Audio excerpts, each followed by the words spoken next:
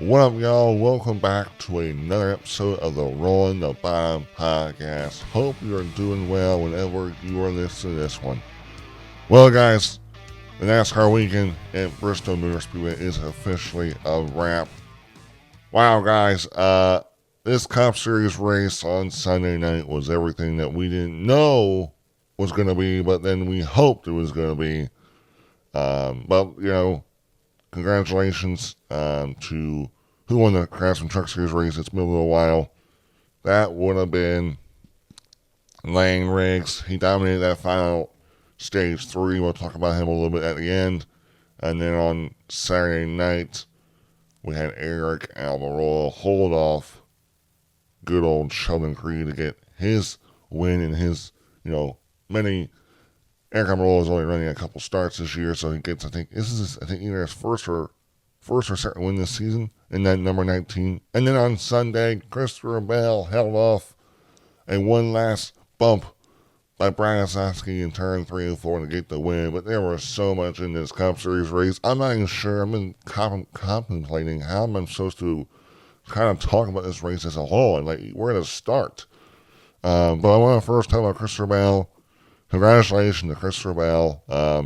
From a guy that was frustrated post-race at Gateway, across the finish line, angry at some of the pit strategy of pitting early and everybody else pitting before him, and they're always behind on the strategy a little bit, and frustrations there when they knew they had fast cars because the past 2 races before this Bristol race, both his teammates won. We had Chase Briscoe win at Darlington, Denny Hamlin win at Gateway.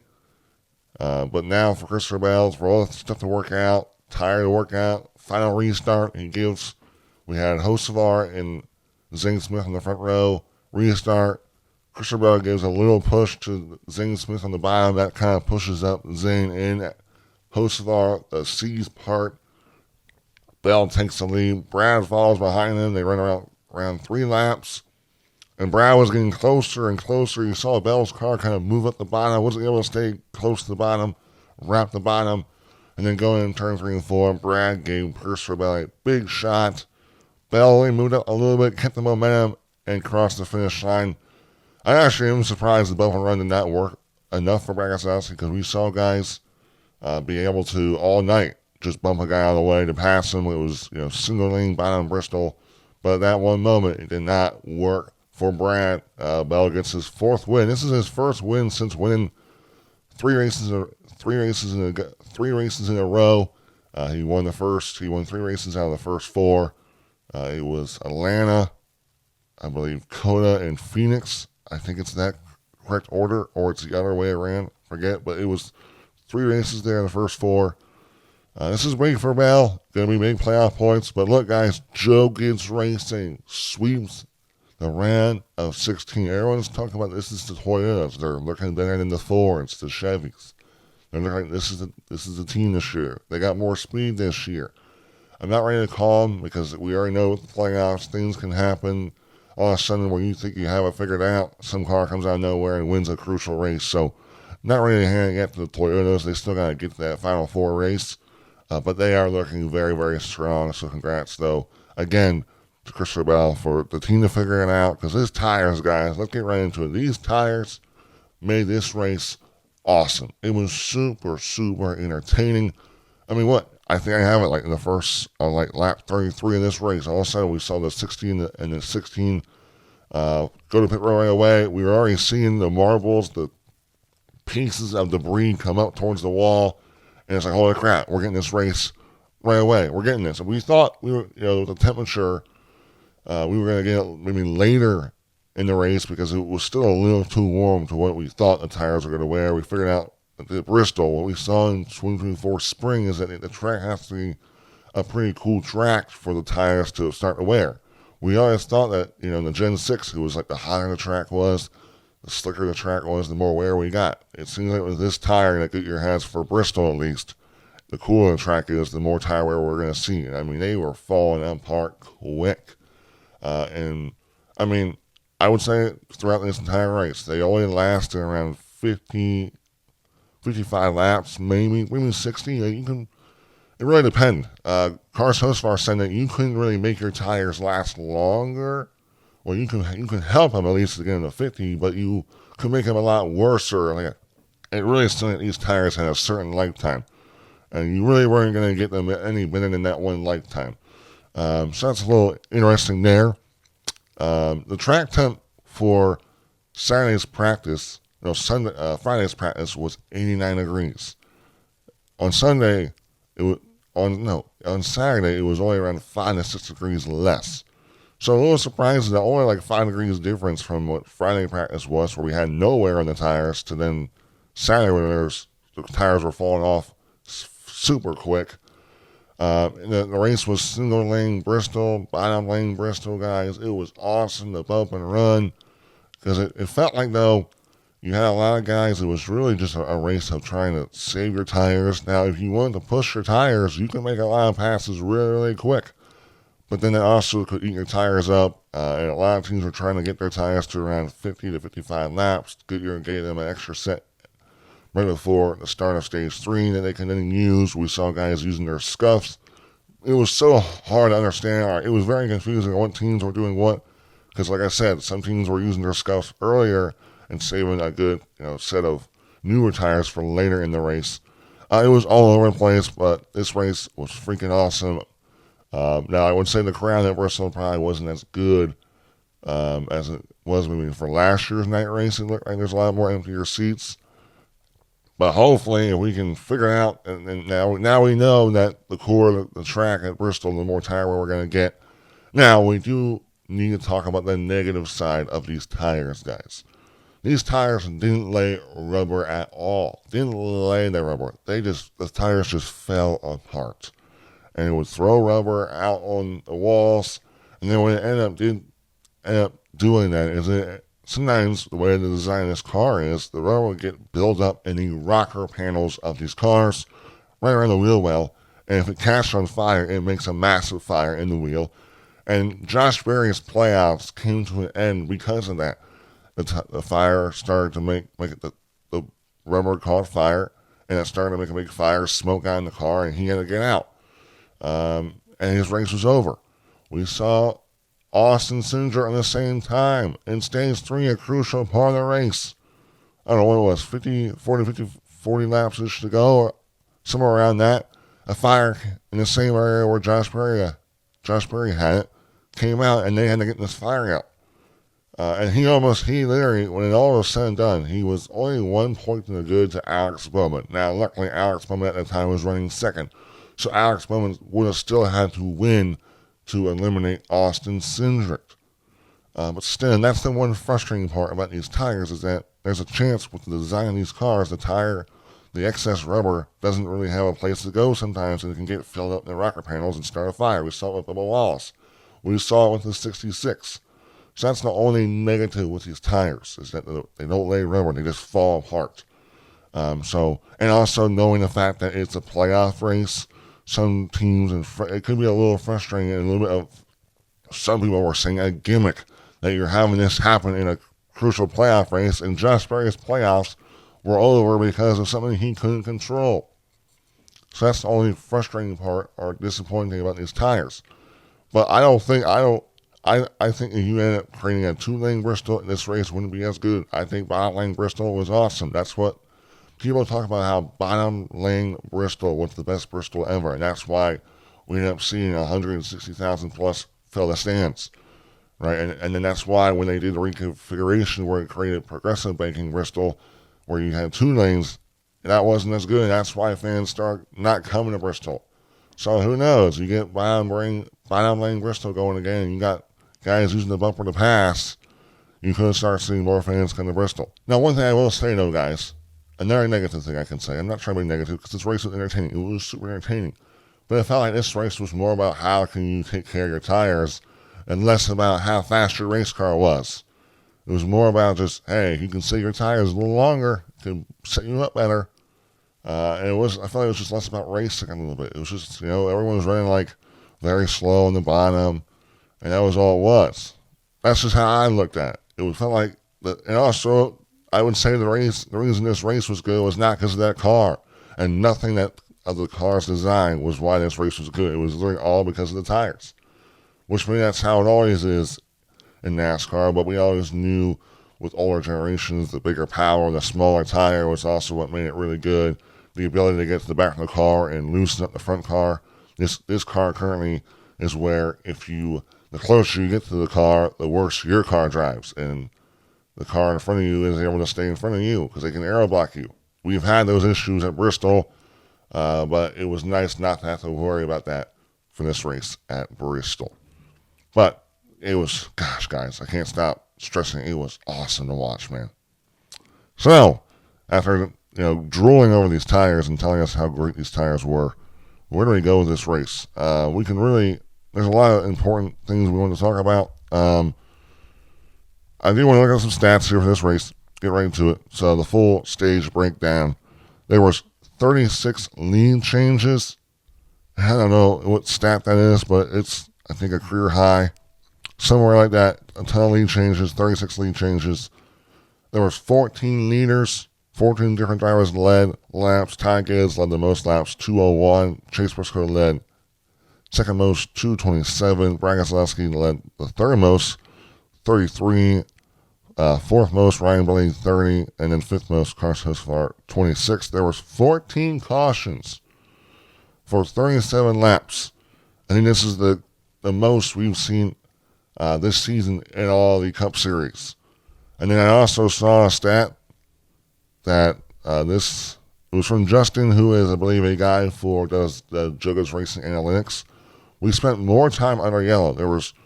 We spent 2 hours and 4 minutes under yellow and only an hour and 43 under green. We already saw an hour and 43 minutes of actual racing. And then also I saw from Stephen Stuffy, the average speed of the Bristol night race was 70 miles an hour. It's the slowest Cup race at Bristol since 1974. I don't know the full amount, I guess this was close to an hour, 3 hours and 46 minutes, 47 minutes, 3 hours and 47 minute race. It felt long. I mean, it was close to, 10 o'clock, 11 o'clock almost, and it was still like 100 laps to go there. It took a while, but it was super entertaining, so I can't really complain about that. Let's talk. I'm trying to see. I have all my notes down. We'll talk about the playoff guys, the 4 playoff drivers that did not make it. And that would have been Alex Bowman, Austin Dillon, Shane Van Gisbergen, and Josh Berry. We'll talk about Josh Berry. Josh Berry just didn't have a great overall playoffs. He wrecked on that one at Darlington, then got another wreck, not by his doing, from Chase Elliott. And then here, the way the tires wear, tire got built up in the rocker panels and it lit a fire. And then there was too much smoke. He had to get out. They were trying to get the fire out, and his race was over. Disappointing, because I would say the only thing that really was his fault was the Darlington wreck, where I believe they said he was bottoming out. Now, of course, that's the driver. That's not his fault. The car was bottoming out. It was just a setup in the car that they had. And then Chase had wrecking him, and then here the tire. So a lot of that stuff just isn't his doing. So just disappointing for him. And then we'll talk about Shane Van Gisbergen. Just Shane Van Gisbergen as in general, just didn't have the speed. Going to Darlington, which is a hard track. I know it was his favorite, but he struggled there. I don't know where he exactly finished. I think he's finished in the 20s. And then Gateway was another track he spun out in and had a lot, just struggled there as well. And then Bristol, I think he spun out like two times in this race. Was involved in a lot of instances. I'm trying to see how many times it was on. If it tells me within the stats where he was at. Usually it's the stat tells you who was all in the instance. There's 1, 2, 3. Yeah, there was 3 instances that NASCAR track that had the 88 involved. So, yeah, just a tough, it was a tough 3 races for 88. But at least he gets to go to Charlotte Roval coming up here and still go after another win and get the 5th win of his season this year. But it was already going to be a hard chance for SCG to make it. He was hoping that maybe guys in front of him made mistakes, but it seemed like he was going to be one of the ones making mistakes. And then Austin Dillon, kind of same thing. A guy that they weren't fast. I'm trying to think where they finished here in this race. if I just keep scrolling, they finished 25th. And I don't have it in my marker where they finished the past couple races, but it wasn't, competitive enough. I know he was like 10 15 laps, 10 15 points below the cut line coming in here, but I think these tires I know Austin Dillon, the thing as post-race was wishing that it was more of a normal race where it was just racing. He actually didn't think this was racing. He felt like maybe this was more about saving your tires and trying to make your tires less and less about just your traditional racing. Which I get that, I kind of agree with that. But yeah, I mean, look, I don't think anyone is surprised by these first three eliminated. I did pick Josh Berry to make it the next round. I believed in the Penske speed.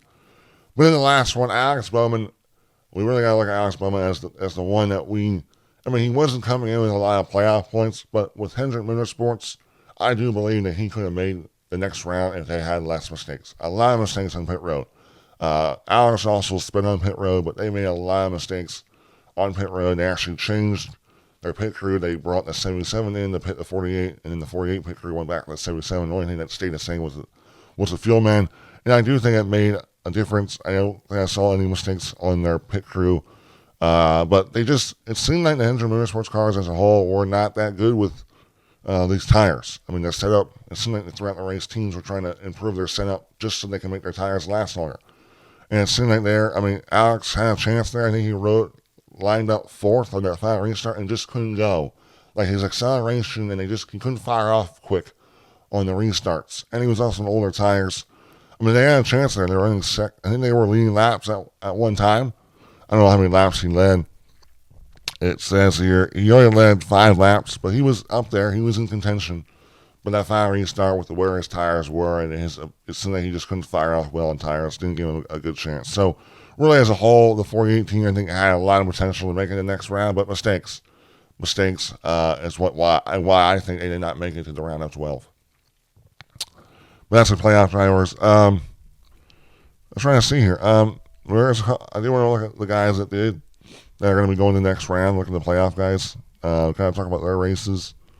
Denny Hamlin, he struggled really early in stage 1. I don't know. It just seemed like he couldn't get to the bottom of the racetrack. Was losing spots quick. I know he was all over the place this race with pit strategy, and I don't know how many incidents he was even involved in, but I know the one incident we got to bring up, though, if I find the full stats. Let's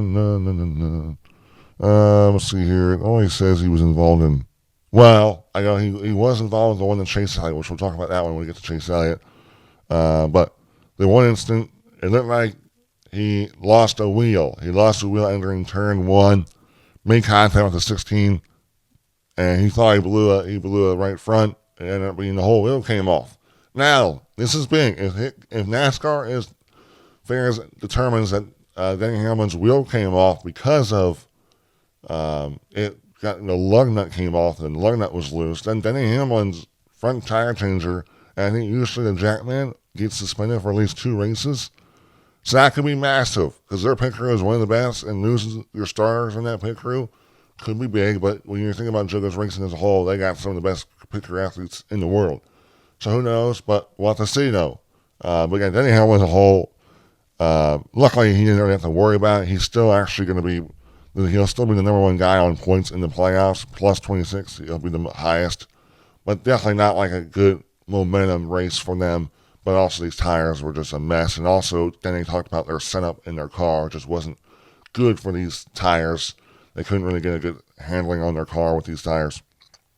Kyle Larson, the guy who dominated 2 races back-to-back here with no tire wear, struggled. Was involved in a bunch of incidents with drivers. Ended up breaking a toe link with contact with Daniel Suarez. Was just, look, it kind of exposed Kyle Larson. I don't know. Now, look, I know drivers did say that if teams would have knew that these tires and the wear was going to happen, that I think drivers and teams would have been able to set their cars up better for these tires, and you probably wouldn't see cars like this struggle, and maybe the tires wouldn't have been that big of a factor and affected the way the 5 drove, because he didn't look that good at all. Like, they struggled. But yeah, they made a lot of mistakes, but luckily your points reset entering round 12, and Kyle Larson is still plus 24. Christopher Bell, plus 20. I mean, Ryan Blaney, quiet race, led some laps. Chase Bristol led the second most laps, was really good here. Yeah, both Ryan Blaney and Chase Briscoe. Ryan Blaney will be plus 19, Chase Briscoe plus 10, Christopher Bell plus 20 entering round of 12. Now Chase Elliott. Man, Chase Elliott was in a dangerous spot with an accident. Chase Elliott was in a very dangerous spot in this race. He got in a wreck that ended his race in stage 3. It all started entering turn 1. It looked like Chase was a little bit above the bottom lane, and it looked like, to me, he was trying to come down. The 42 makes contact with him a little bit, but then the 11 makes contact with the 42, and then really gets the 9 out of shape. The 9 overcorrects it into the wall. Not saying he overcorrected, but that's what it looked like, and he gets massive front end damage, and his race is over. It looked more like a chain reaction. A lot of them were, I looked like the spotter, the 9 was blaming Getty, but the 42 was the one to make contact first, because it almost looked like Chase Elliott was trying to get back to the bottom lane, because that's where everyone was running the entire race. And I think the 11 definitely finished it off, but you can't really blame the 11 for the 9. I mean, it was the 42 would hit the 9 first, and then the 11 finished it off. But Chase Elliott ended up being, I think, only plus 10 to his teammate Alex Bowman. And there was a chance there if Austin Cindric didn't have his incident, if the 48 would have won, the 9 could have been eliminated. So a very scary moment for Chase Elliott fans, but it all worked out for Chase Elliott. He'll be plus 5 entering the round of 12. Bubba Wallace as well, a guy who was plus 50, was locked in after I think stage 2. He is going to be plus 1. And then we go to Austin Cindric. We talked about his incident. He was a guy that almost could have been screwed here, but luckily I think it still would have turned out that Alex Bowman still would have to win for him to be eliminated. He'll enter the playoffs minus 1. Joey Logano will enter the playoffs minus 2. Joey was not good in this race at all. I've looked down our top finishing orders, but he did not look good either. Ross Chastain was minus 2. Tyler Reddick was minus 3. If I look at my playoff standings here for this race, really, I think you look right now, the top 3 are sitting really well. But from Christopher Bell on the way down, those guys are all, really only being 26 points up, it's still not great. It's still not really good. You can have a bad race and finish last, you'll probably be below the cut line. But they are all sitting really good from Larson up. But everyone else is still in that really danger zone where a bad day puts them below the cut line.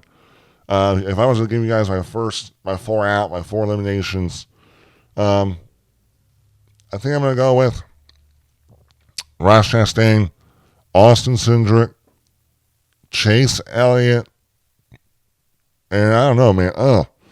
It's either Bubba Wallace or Tyler Reddick. I really like the way that Bubba Wallace is running. They got Kansas coming up, but also the Tyler Reddick's really good there. But I'm going to go with Tyler Reddick again. I feel like I picked him to be eliminated in round 1. I just feel like the 23 is coming with more speed. The 45 has struggled, I felt like, on speed. That could easily change. So my 4 eliminations will be Chase Elliott, Austin Cindric, Ross Chastain, and Tyler Reddick. I think Chase Elliott, man, they're fast, but I don't know, man. They haven't shown. They've been fast, and I could be an idiot again, and they can make it the next round. Joey, who's struggled, might be out. Well, those are my 4 out. We're really just focusing on the playoff, guys. I do want to do some shout-outs, though, in the Cup Series race, though, guys. Ty Gibbs led 201 laps in this race, guys.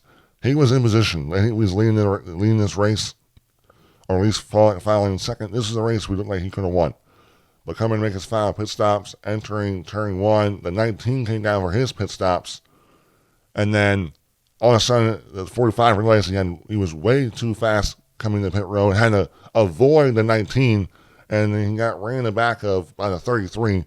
And then that killed him because he lost all this momentum. I think a tire came down too. it was all a disaster, and his chances of winning were over there, but still not a lot of laps. I mean, Ty Gibbs was very, very close to winning that race, but just these late race mistakes have cost him. So really, really disappointing. You know, I gotta say, guys, I mean, we gotta give a shout out to Cars Hocevar. Zane Smith, man, Hocevar finished 7th. Zane Smith finished 3rd. They all kind of fell off there in that final restart when Bell gave the 38 a little bit of a tap. The 38 came up the track, made contact with the 77. The 6 came in there. I know the 77 was frustrated with the 20 for that. But still a really good run for the 77 and 38 because those are, you know, I mean, those are both guys that have a lot of talent. They're going to be in the sport for a long, long time. Especially they're both running for teams that you don't see up front consistently. But good runs for them. It was really wild though, guys. We thought around final pit stops for this race were around like 50 to go. But then we ended up seeing guys pit with like 26 to go. And it was all like a strategy. I think Brad Keselowski was the one that was going to like run really, really long and just hope with like 18 to go. He was leading by almost 10 seconds, at least over the Hocevar. I'm trying to think who was second. I think it was Chase Briscoe who was second at the time. I could be wrong, or Bell. But Hocevar was actually going to be the lead car, and the guys who pitted with like 25, 26 to go. And he was running a second faster. So Hocevar did say in his post-race presser that he felt like if it ran long, it would have been in their favor to be the ones to take the lead there and win the race. But that late race caution there, that was for Bubba Wallace, who was trying to get to pit road. Technically it was because the 41 ran in the back of him, but Bubba Wallace was trying to get to pit road. There was a lot of those instances, guys. I mean, there was a lot of bump and runs. Seeing the good old bump and run back and what made Bristol so good was really entertaining. And now, surprisingly, guys, with all the bump and runs we saw in this race, guys, we didn't really see anyone mad. Of course, there was a lot of frustration on the radio, but we didn't see any altercations or discussions that I saw. So I guess a lot of drivers weren't mad enough to have a face-to-face discussion. Ryan Blaney, 54, led the most laps. I do want to look at some guys who ran really well. So Christopher Bell was second. Christopher Bell was first. Brad Keselowski second. Man, Brad Keselowski, dude, he was frustrated after that bump and run not working out for Brad. But still a good run for Brad. Zane Smith, third, really good. We talked about fourth, Ryan Blaney, fifth, Joey Logano. So yeah, Joey Logano, we said he struggled in this race, but he actually came back and finished fifth. And then sixth, Corey Heim. I saw someone, no NASCAR or no context NASCAR, posted with this sixth place finish for Corey Heim. Now has more top 15s than Riley Herbst this season in his fourth start. 2 top 15s. I know a lot of people are talking about, they're comparing Riley Herbst to Corey Heim. Because, Corey Heim, people think Corey Heim should get that third ride for 2311. I would say that the reason that Riley Herbst is in that 35 is, he was pretty impressive in the Xfinity Series, last year in the Xfinity Series. But also, you got to think about sponsorship. And I don't know where the sponsorship is for Corey Heim. But no, I do believe, we all would love to see Corey Heim in the Cup Series because we all believe that he is that talented. But it just seems like things haven't worked out. That he doesn't have a car, sponsorship. I don't know. But it's definitely not on performance. Keep rolling down here, guys. Hocevar finished 7th. Alex Bowman finished 8th. 9th, Chase Briscoe. 10th, Ty Gibbs. Chris Buescher, 11th. William Byron, 12th. Justin Haley, 13th. 14th, John Nemechek. 15th, Tyler Reddick. 16th, Kyle Busch. 17th, Michael McDowell. 18th, Riley Herbst. 19th, Ross Chastain. And 10th, 20th, Eric Jones. Holy crap. 21st, Ryan Preece. 22nd, Ricky Sales Jr. 23rd, Noah Gragson. 24th, Todd Gillen. 25th, Austin Hill. 26th, Shane Van Gisbergen. 27th, Ty Dillon. 28th, Alex Bowman. 29th, Cody Ware. 30th, Austin Dillon. 31st, Denny Hamlin. Kyle Larson, 32nd. Cole Custer, 33rd. 34th, Bubba Wallace. 35th, Chad Fincham. 36th, AJ Allmendinger. 37th, Daniel Suarez. 38th, Chase Elliott. And 39th, Josh Berry. Well, guys, that was your Cup Series race. Really awesome race. A lot of people were debating, should they move, a lot of people were talking about, should Bristol move to October? Should be a round of 12 race? Because we're realizing, we just need this track. The cooler the track is, the more tire wear we're going to see. Because we never know. If it was warmer at Bristol like it was last year, we wouldn't get this tire wear race. It's like we got to come to Bristol when it's cold out so we see these tires wear. I would be all for it, but I do feel like the Bristol Net race is always meant to be in the summer. And I'm still frustrated, guys. I still don't understand why these tires are wearing like they are when it's colder out. It doesn't make any sense to me, guys. It's fascinating. We saw Richmond. Richmond was the one race where the tires actually wore on like a regular asphalt surface. Bristol's concrete, so who knows differently. I think tires wear differently versus the surface and temperature on the track. There's a lot of things that play in, but for right now, these Bristol tires, the way they wear is they just fall apart. They don't really lay rubber. They just fall apart. But when it's warmer track surface, they actually lay rubber. Very fascinating. Very, very fascinating. But yeah, all right, that's Cup Series race. And then there was also a lot of other spins in this race, guys. The 47, I think, spun. We were talking about the 88 spun. There was the 41, the 71. A lot of single car spins in this race. It was all over the place. But it was awesome. Now let's highlight the Xfinity Series race quick here. Aaron Marola gets the win. He held off Sean Creed there. Sean Creed was trying to get around his teammate Sam Mayer there. He was way faster than the 19 on newer tires. But Mayer didn't really let him go. I think if Sean Creed had a couple more laps, like 2 or 3 more laps, he would have got around the 19. He almost got there in the final turn, with only having one clean lap with no one in front of him. So he was fast, but good for Aaron Marola. Gets the W. Sean Creed second. Playoff guys where they finished. Second, Sean Creed. Third, Sam Mayer, playoff driver. Fourth, Carson Hocevar, playoff driver. Fifth, Connor Zilic. Connor Zilic, I think, led the most laps in this race. I could be wrong. We'll see here. He led the most laps at 98 laps. His teammate, Justin Allgaier, led the second most laps at 95. I think Connor Zilic would have won this race. He was in position to win this race if it ran long there, but the 19 was right there as well, though. The 19 was right there. And I don't know. It was fun, though, guys, watching this race from the high line to the bottom lane. It felt like you can make a lot more momentum going into turn one, or going into the turn on the bottom, but then on the top was the higher lane, so you built a lot more momentum on the exit.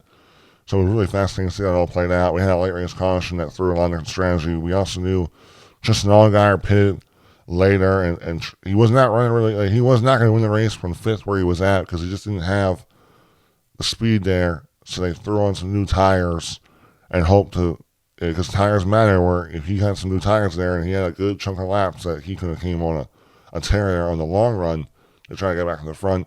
Didn't work out fully there for him, but still 6th place finish. We got Harrison Burton, 7th, good for playoffs. 11th, Brandon Jones. 13th, Nick Sanchez, playoff driver. 14th, Taylor Gray, playoff driver. Austin Hill, with no playoff points so far, 19th. And then Jesse Love, 25th. And then we keep rolling. And then down in 37, Sammy Smith, I believe, had an engine failure, and his race was over. That's got to be frustrating, not even in his control. Just Allgaier won stage 1. Connor Zilic won stage 2. We're looking at playoff standings quickly for this.